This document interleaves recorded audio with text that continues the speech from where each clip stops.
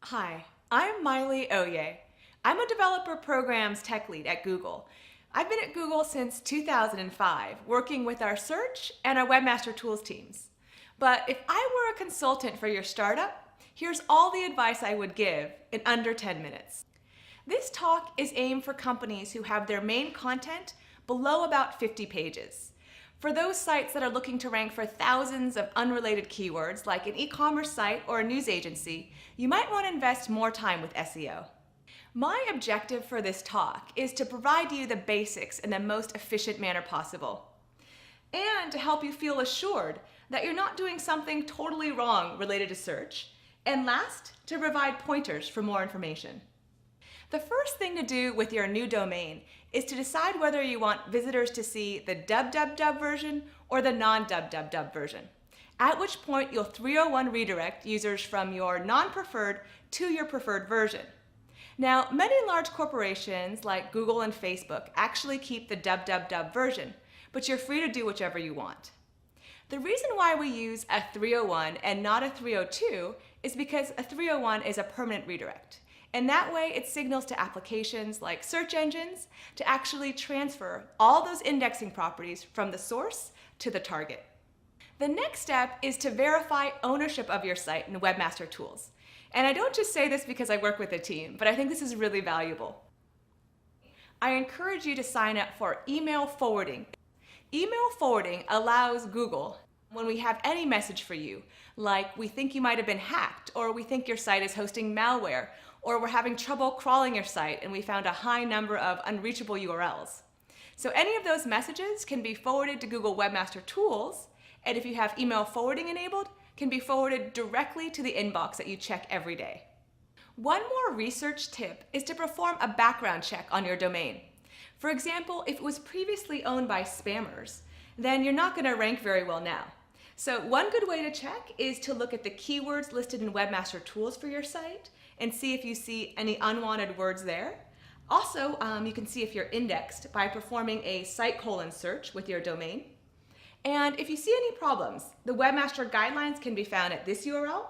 And if you have questions about penalties or reconsideration requests in that entire process, my friend Tiffany Oberoi has a great interview listed here. I'd like to highlight the Fetch as Googlebot feature in Webmaster Tools. It's a great feature because you give us a URL and then we'll perform a crawl as Googlebot, and you can see exactly whether we've been redirected appropriately and exactly what content we download. An additional part of this feature, and I think this is really useful, is that you can actually tell us to not just crawl, but to submit to index for that URL. And this way, anytime you update a page or you create an entirely new page, you can trigger that entire process to happen by Google and have it available to searchers even faster. My next advice is to include analytics code, whether it's Google Analytics or another provider. Now, you want to start collecting this data even if you're not ready to use it, because once you hire someone, it's better to have some historical information about your site.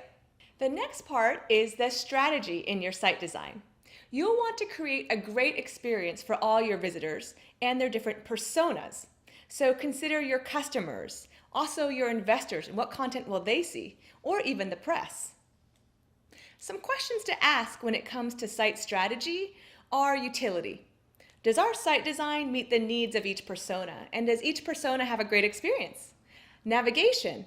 If a searcher lands on a child page, and that's common with search results, they don't funnel directly through your homepage all the time, can they figure out where they are, and can they easily navigate to where they want to be?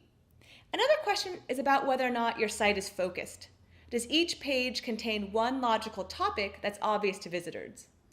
It's common with startups that because you're tight on time and resources, that as you collect more information, you just add that to existing pages and make those extremely long, forcing users to scroll. But instead, think about your site design and if that should be broken up into separate pages. The next step, and this is especially helpful for startups, is to define your conversion. Whether that means for group foo of visitors to sign up for the newsletter or to contact your biz dev lead or to try your product, you want to have a relevant conversion possible on every page, like a call to action, and not force users to make extra clicks. When it comes to your copy, or the actual information that you have on each page, it's great to include relevant keywords naturally in your text. These keywords are like query terms that normal people would use to find your product or your business. So, for example, companies might call themselves as selling athletic footwear, but in your actual copy, it's better to include terms like running shoes, which is what people actually search for. One more thing I wanted to mention about the copy on your pages is to answer your visitors or the personas questions that they might have. For example, is the product reputable?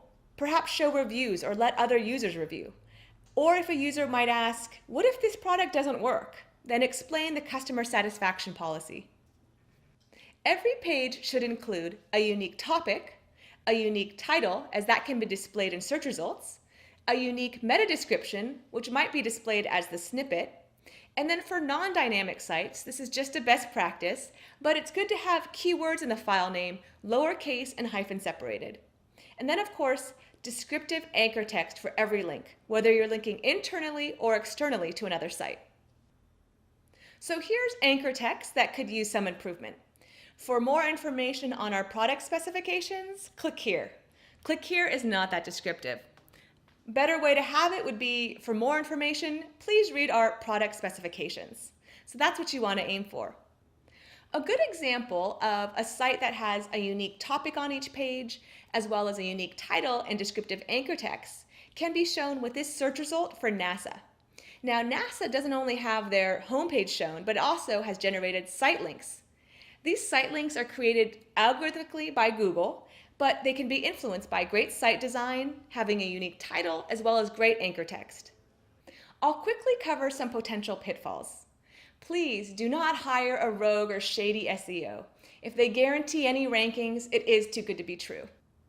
Please don't participate in link schemes or buying links for the purpose of passing PageRank.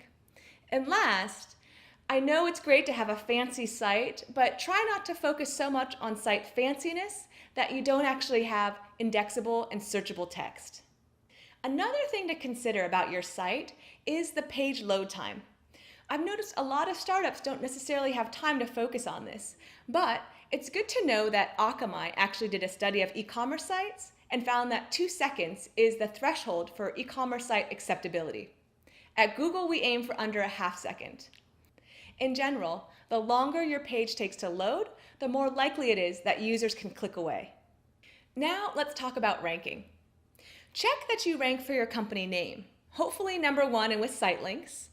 If you want to rank for other terms, you can use Webmaster Tools search queries, and I put this link earlier, but here's the link to a video on using Webmaster Tools. Then, get involved. For startups, it might be the case that no one searches for your new kind of product or service, so you have very low query volume. At that point, you could prioritize finding a potential audience or community through existing forums, blogs, or social media sites.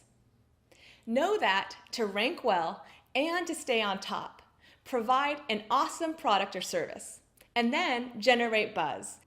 Startups often ask me about social media marketing and whether they should invest their time.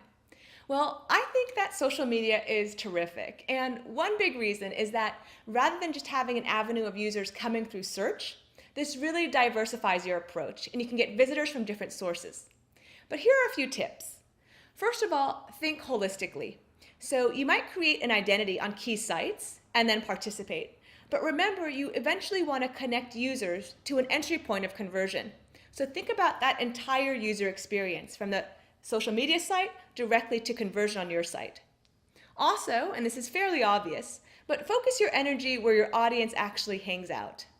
And last, play to your authentic strengths. It's likely that your company has limited resources, so if your CEO likes to tweet, then go ahead and let them. Or if you have a salesperson who really enjoys Facebook, then that's terrific.